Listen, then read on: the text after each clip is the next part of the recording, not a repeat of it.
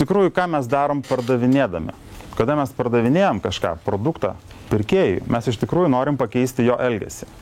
Ar ne? Pakeisti pirkėjo elgesį. Ką reiškia pakeisti elgesį? Yra dabartinis elgesys. Pavyzdžiui, žmogus dabar perka vienokią prekę iš vieno tiekėjo. Ar ne? Ar iš vis nieko nevartoja tam tikroje situacijai. Mes norim, kad jisai pradėtų vartoti kitą prekę arba kažkaip kitaip elgtis arba kitą produktą pirkti, kitą paslaugą ir panašiai. Mes norim pakeisti jo elgesį. Dabar klausimas, kaip tai padaryti. Turbūt puikiai suprantat, kad priversti mes jo nelabai gali. Nors kartais įmanoma. Sukūriu tokią aplinką, išleidžia tokius įstatymus, priverstas pirkti šitą prekę. Bet čia ne kelias, ar ne? Ne visiems tinkamas. Iš tikrųjų, privers mes jo negalim tai padaryti. Tada gaunasi klausimas, vis dėlto, kas keičia žmogaus elgesį? Kodėl jisai keičiasi žmogaus elgesys? Atsakymas labai paprastas. Žmogaus elgesį nulėmė jo įsitikinimai. Jo požiūris, jo nuomonė. O kas tai yra požiūris, įsitikinimai, nuomonė? Matėt? Kas nors? Tai yra mintis, ar ne? Va čia. Nieko materialaus, tai yra žmogaus mintis. Tai vat norit pakeisti žmogaus elgesį, reikia pakeisti jo įsitikinimus. Pakeisim įsitikinimus, pasikeis elgesys.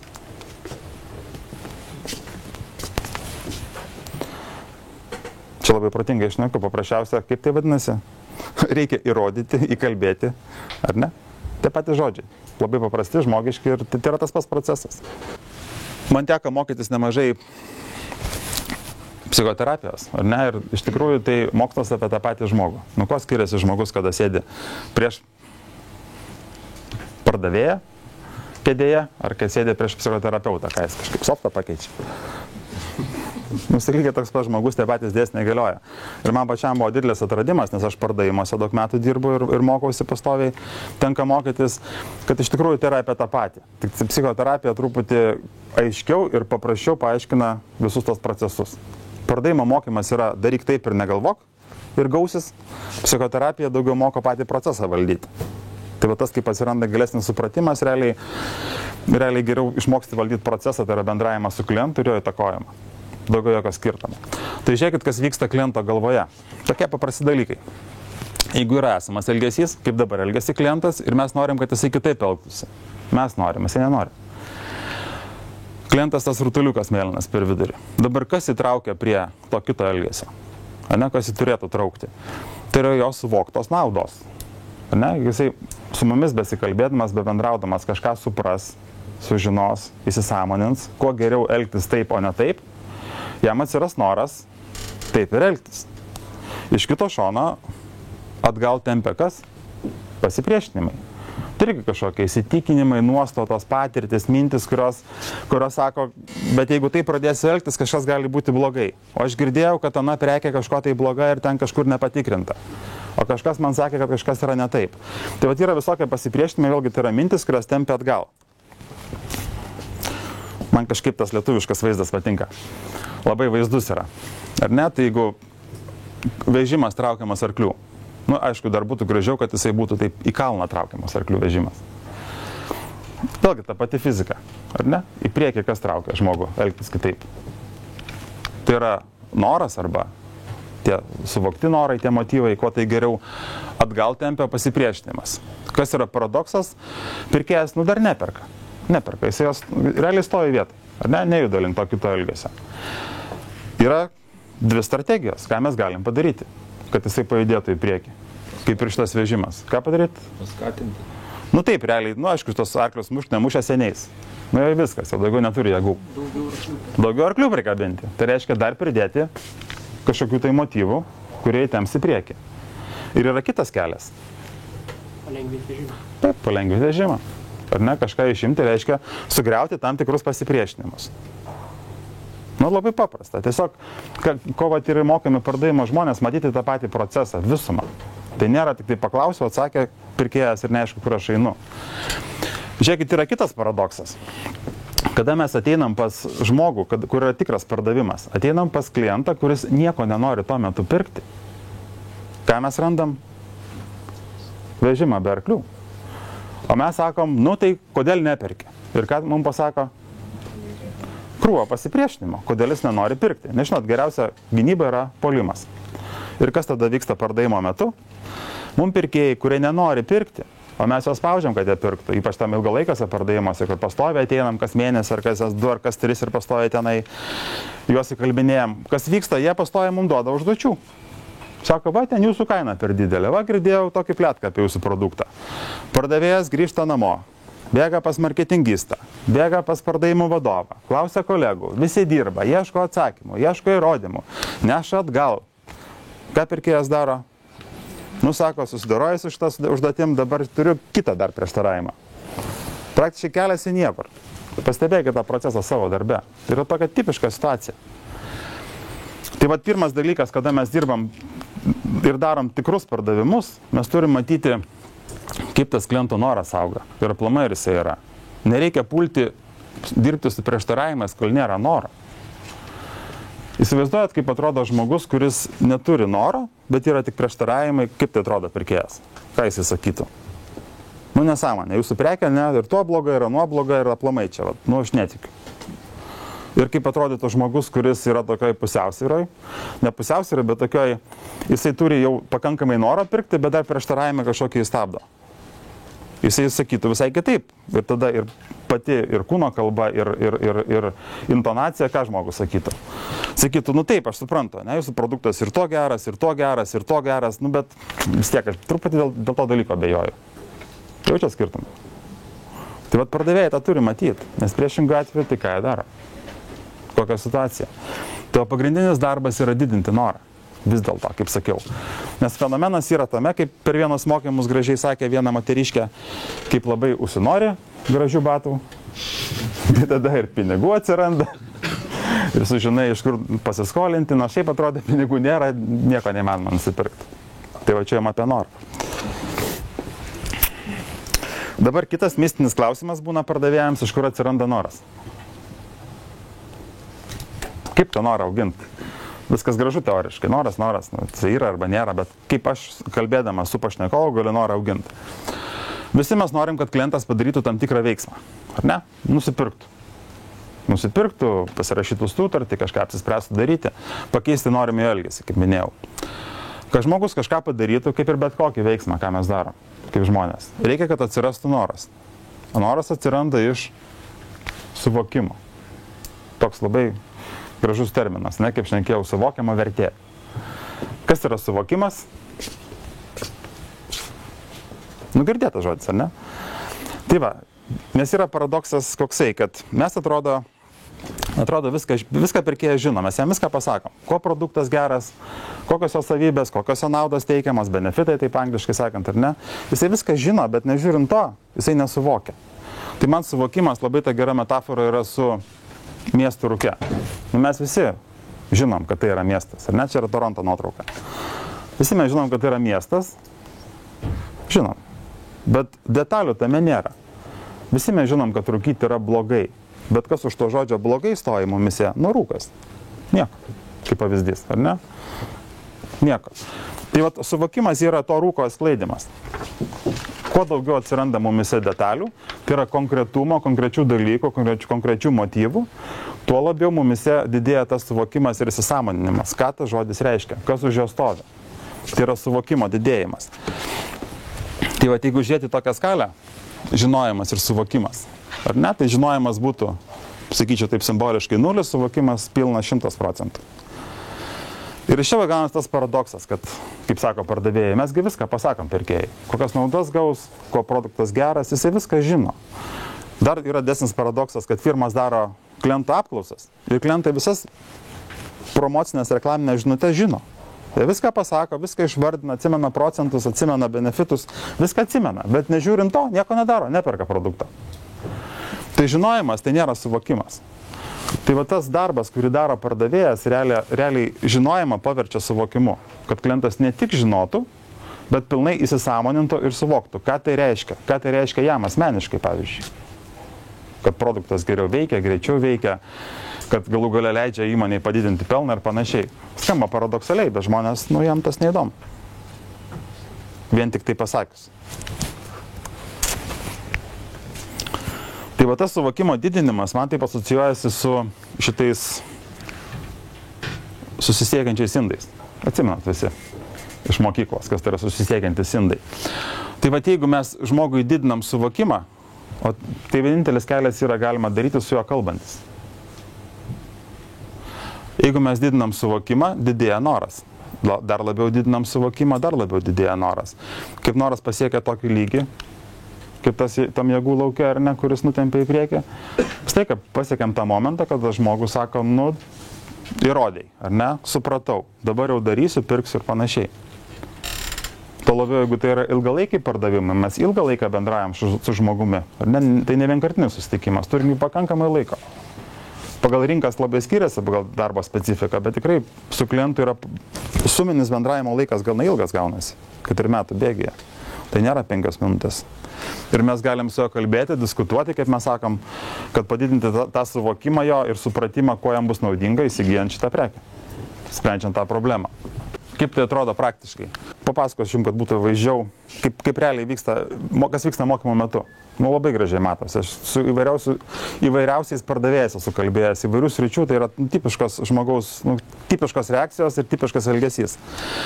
Iš principo, aš pardavėjams duodu tokią užduotį. Sakau, įsivaizduokit, kaip yra auditorija, ten būna 10 žmonių, 15. Kiekvienas susigalvoja, ką jie norėtų gyvenime pradėti daryti, bet vis nedaro. Nu, pavyzdžiui, norėčiau mesti rūkyti, bet vis nemetu. Norėčiau pradėti sportuoti, bet vis nerandu laiko. Norėčiau išmokti ispanų kalbą, bet vis neturiu pinigų mokymam, ar ten laiko nerandu, ar panašiai. Ir tada būna užduotis likusiam grupės dalyviam. Likusiam grupės dalyviam užduotis. Ar ne? Tai pasikalbėkit su to žmogum, kad jam atsirastų noras tą dalyką daryti. Ir kaip jūs galvojat, kaip pardavėjai elgiasi? Nes iš kito šono tai galėčiau sakyti, parduokit jam idėją, kad jisai pradėtų nuo rytojaus sportuoti. Skiriasi? Nesiskiria. Ne? Tai yra pardavimo. Proceso prasme tai yra pardavimas. Ir kaip dažniausiai pradeda pardavėjai profesionalai elgtis, jie pradeda žmogų pušinti. Girdėtas žodis toks pušinimas, ar ne? Pradeda įgėdinti, pradeda tenai įspausti. Kartais žmogus pradeda net su kėde fiziškai atsitraukia nuo stalo, nes jam jau nemalonu, kaip jis spaudžia, kad ten kaip tu toks nesugebi ir panašiai ir panašiai. Pradeda siūlytis kartu pradėti rytais bėgiot, lakstyti, sportuoti, ar ne? Kartu eiti į anglų kalbos pamokas, jeigu jisai viens neprisiruošia, negali. Bet irgi ne tas kelias, nepradėsi su savo klientu kiekvienu bandyti produktą ar panašiai. Tai iš principo kažkoks toks įprotis pardavėjo yra visai ne tas. Ir tada toliau viskas einama prie to, kad vis dėlto reikia pradėti su klientu kalbėtis, su pašnekovu kalbėtis. Ir kad jisai pats pradėtų mąstyti, kuo jam naudinga tas dalykas, kurį mes siūlom. Kuo jam naudingas veiksmas, kurį mes siūlom jam daryti. Ar ne? Tai iš principo ir būtų klausimas, kuo tau naudinga būtų kažkokią problemą įsispręsti. Ko tau būtų naudinga išmokti anglų kalbą, ar ten ispanų kalbą? Tegul žmogus mąsto. Gal jūs pasakysit, pirkėjai nenori kalbėtis su pardavėjais? Čia tik priklauso nuo pardavėjo, ar su juo nori kalbėtis ar ne. Taigi puikiai žinot, ar ne, kad priiminėjat į darbą, kas priiminėja pardavėjus, pagrindinė kompetencija kokia yra? Komunikabilumas, ne toks žodis protingas. Taip, jeigu jisai nesugeba įtraukti pokalbis, net negali būti pardavėjai. Tai realiai ir klausi žmogaus, ko tau gali būti naudinga, ką tu su to darysi. Ir tai taip toliau. Tu jį klausinėji, žmogus mąsto. Paradoksas yra tame, kad tai nėra klausinėjimas tam, kad sužinoti. Man nereikia sužinoti. Nes, pavyzdžiui, aš kaip įpratęs esu, aš neatsimenu pokalbio po turinio, neatsimenu. Tiesiog neusikraunus, man to nereikia. Nes darbas yra, kad žmogui be mastant, ko jam, pavyzdžiui, bus naudinga išmokti anglų kalbą ir arba ko jam yra negerai tos kalbos nemokėti ir toliau. Ar ne? Įvairiais aspektais galima kalbėti. Karjeros prasme, draugų prasme, nežinau, bendravimo prasme. Įvairiais aspektais galima kalbėti. Gaunasi žmogui, taip bekalbant žmogui ir be mastant, ne, jam tas didėja suvokimas. Jam atsiranda daugiau konkrečių argumentų ir dalykų, kodėl jam verta mokytis anglų kalbą. Paradoksas yra tame, jeigu pardavėjas jam tą sako, tau bus dėl to geriau, kas vyksta? Žmogus atmeta. Mes priešinamės, jeigu mums kažkas sako. Tai tas kelias ėjimas per žmogaus vidų į jos smegenis. O realiai kaip forma tai yra klausinėjimas. Klausimai. Bet ne klausimai apie bet ką, o klausimai, kuo jam tai gali būti naudinga. Pradėti daryti šitą veiksmą ir arba ką jisai praras, jeigu to veiksmo nedarys. Atrodo paprasta. Ar ne, sudėtingiau būna, kaip tą padaryti praktiškai. Bet aš jums to negaliu parodyti. Reikia kalbėtis. Ne už tai, kad nenoriu, tiesiog tai reikia, tam yra paskiriama kelios valandos laiko, tiesiog žmonės pasibando ir tada va, tas atsiranda supratimas. Ką aš dabar papasakoju, va čia yra surašyta. Ar ne? Tai iš principo yra pokalbio eiga ir kas yra apibraukta, tai va yra tos dvi temos, kuriomis yra kalbamasi. Man tas žodis gražiai skamba. Reikia kalbėtis, nereikia klausinėti. Kalbėtis reikia. Bet kaip forma, tai iš principo yra daugiau klausimai, kad žmogus mąstytų. Ir maloniausia yra, kada pašnekovas sako, geras klausimas, niekada nepagalvojau. Esat matę, kad nors. Toks pardavėjai maloniausia, kad pataikiau, ar ne? Tai va, ir iš kito šono tai labai gražiai iliustruoja tą procesą, kad žmogus atrado dar vieną ar kelis motyvus, kurių prieš tai čia ir dabar jo galvoje nebuvo. Tai va toks labai, labai gražus procesas. Iš kito šono, kaip aš juokauju, kas čia nupiešta ir parašyta, kas čia yra? Čia yra spin metodika. Girdėjot? Spin metodika. Tai atrasta senai amerikiečių, išsiaiškinta, ką amerikiečiai viską pardavimuose atrado daugiau nei prieš 100 metų. Nieko naujo nieks žmonės nesugalvojo. Turbūt aplamai pardavimo metodikos yra sugalvotos jau net ne viduramžiais, antikos laikais ir dar anksčiau, kada žmonės prekiaudavo, tiesiog tas viskas buvo aprašyta ir surašyta. Ar ne? Tai iš kito šono tai yra spin metodika, kur tikrai yra pati puikiausia, tik ją reikia mokėti naudoti. O kaip sakiau, kaip visi mokosi iš vadovėlių, tai ir daro vadovėliškai darant, nesigauna. Problema ir poreikis. Įsivaizduojat, ko skiriasi problema nuo poreikio? Galima sukurti problemą klientui. Ar poreikį galima sukurti? Aš kažkada mačiau tokią karikatūrą tokią, kur nevykęs traumatologas paišydavo ant apvalių akmeninių rutulių kamuolį futbolo, paskui vaikai kieme primėtydavo kieme. Nu, kaip karikatūra piešta. Buvo vaikai tą kamuolį spyrė, aišku, jis akmeninis, susilaužo koją, tėvai veža pas patį traumatologą ir jam biznis.